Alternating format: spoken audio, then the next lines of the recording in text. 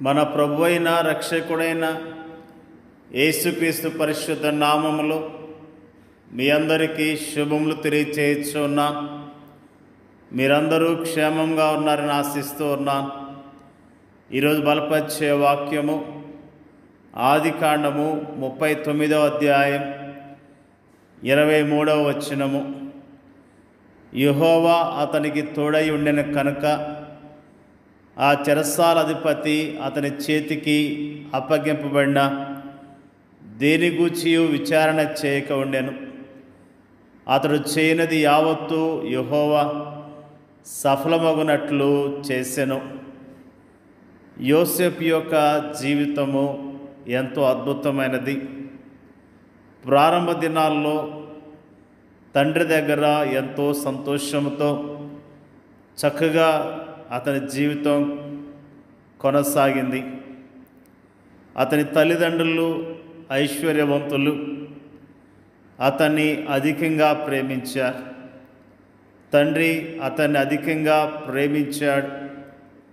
తండ్రి తన కుమారుని పట్ల ఎంతో శ్రద్ధ చూపించినట్లుగా దేవుని యొక్క వాక్యము ఎంతో స్పష్టంగా తెలియజేస్తున్నది.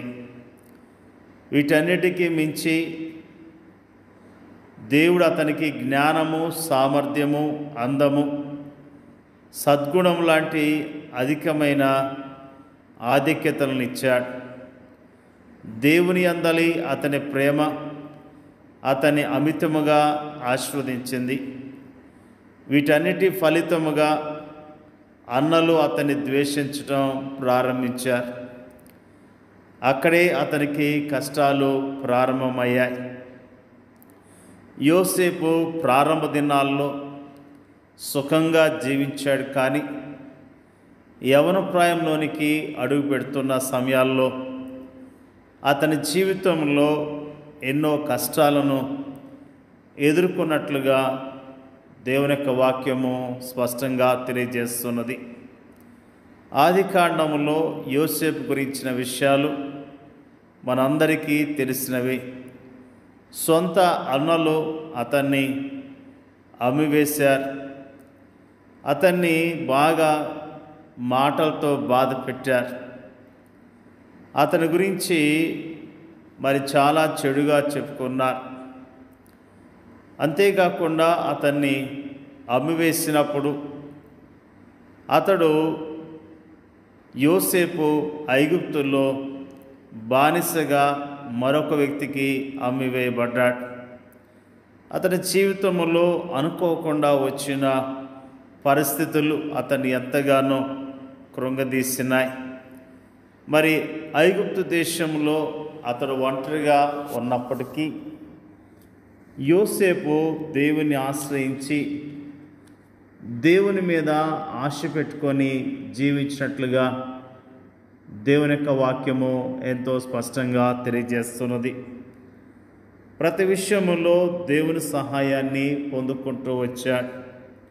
దేవుని యొక్క కాపుదలను పొందుకున్నాడు. దేవుడిచ్చే ఆదరణ పొందుకున్నాడు. పరాయి దేశములో, పరాయి ప్రాంతంలో, తన వారంటూ ఎవరూ లేని ప్రదేశంలో అతనికి ఏకైక స్నేహితుడు దేవుడే అన్న విషయాన్ని మనం జ్ఞాపకం చేసుకుంటూ ఉన్నాం.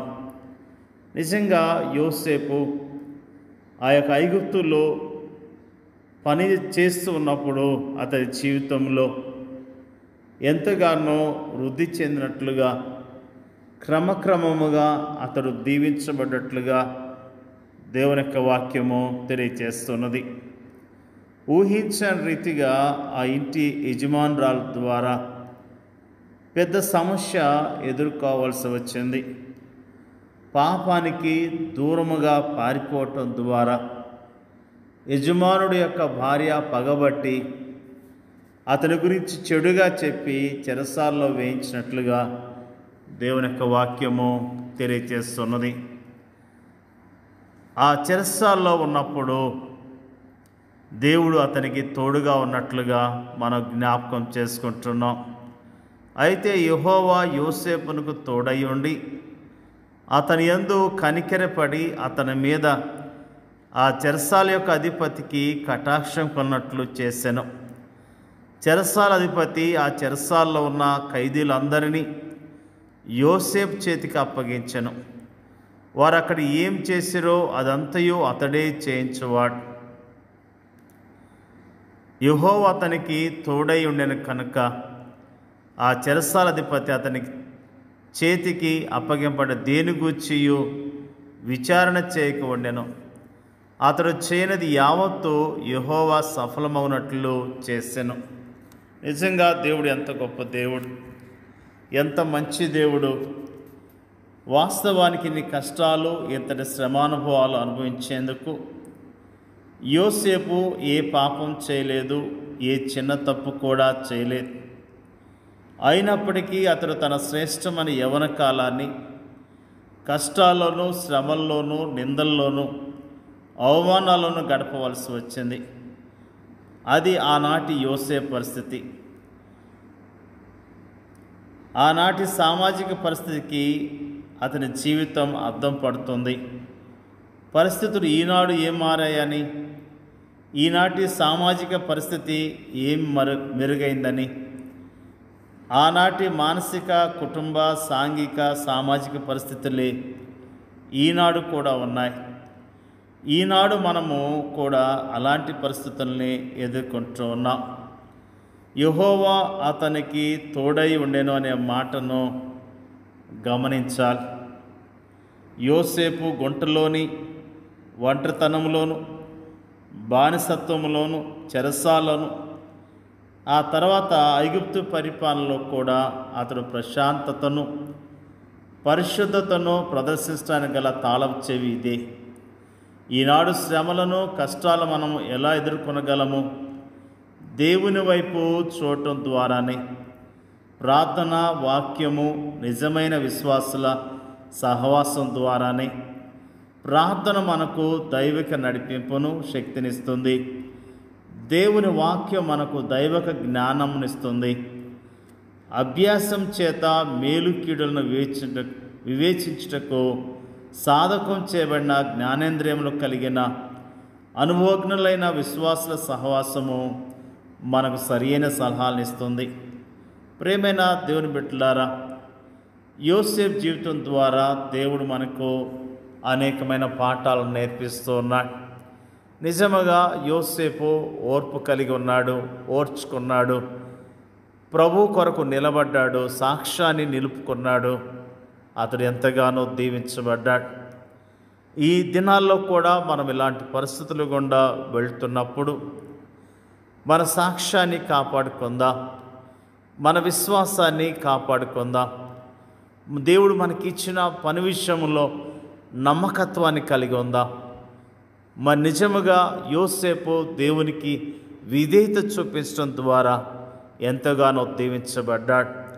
దేవుని మాట వినటం ద్వారా దీవించబడ్డాడు. నిజంగా మనం కూడా దేవుని మీద ఆధారపడదాం. దేవుడిచ్చే ఆశీర్వాదాలు పొందుకొని ఆయన కొరకు జీవిద్దాం.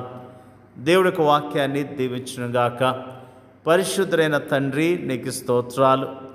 యోసేపు యొక్క జీవితాన్ని మాకు తేటగా తెలియజేసినందుకు నీకు స్తోత్రాలు. యోసేపు ప్రభువా నీకు భయపడి నీ కొరకు జీవించాడు, మంచి సాక్ష్యాన్ని పొందుకున్నాడు. అందును బట్టి స్తోత్రాలు తెలియజేస్తూ ఉన్నాం. అన్నదమ్ములు ఎంతగానో క్రూరముగా ప్రవర్తించారు, బానిసగా అమ్మివేశారు. మరి అక్కడి నుంచి ఇంకొక ప్రాంతంలో బానిసగా పనిచేశాడు. మరి అంతేకాకుండా శోధన వచ్చినప్పుడు, సత్యానికి నిలబడ్డప్పుడు అతడు చెరసాల్లో వేయబడ్డాడు. ప్రభువా నీ కొరకు నమ్మకత్వాన్ని కలిగిన యోసేపు జీవితాన్ని జ్ఞాపకం చేస్తున్నందుకు నీకు స్తోత్రాలు. మేము నీ ప్రజలముగా నమ్మకత్వం కలిగి యోగ్యముగా నీ కొరకు జీవించడానికి మీరే సహాయం చేయండి అయ్యా. స్తోత్రాలు అయ్యా. శ్రమల్లో ఉన్నవారిని జ్ఞాపకం చేసుకోండి, నిందలు అవమానాల్లో ఉన్నవారిని జ్ఞాపకం చేసుకొని మీరు ఆదరించండి అయ్యా. ప్రార్థన చేయించున్నాం. ఎలాంటి శ్రమలు కష్టాలు వచ్చినా ప్రభు మాకు తోడై ఉన్నాడనే ధైర్యం కలిగి విశ్వాసంతో జీవించడానికి నీ కృపను మెండుగా దయచేయమని యేసుక్రీస్తు నామంలో అడుగుచున్నాం తండ్రి. ఆమేన్.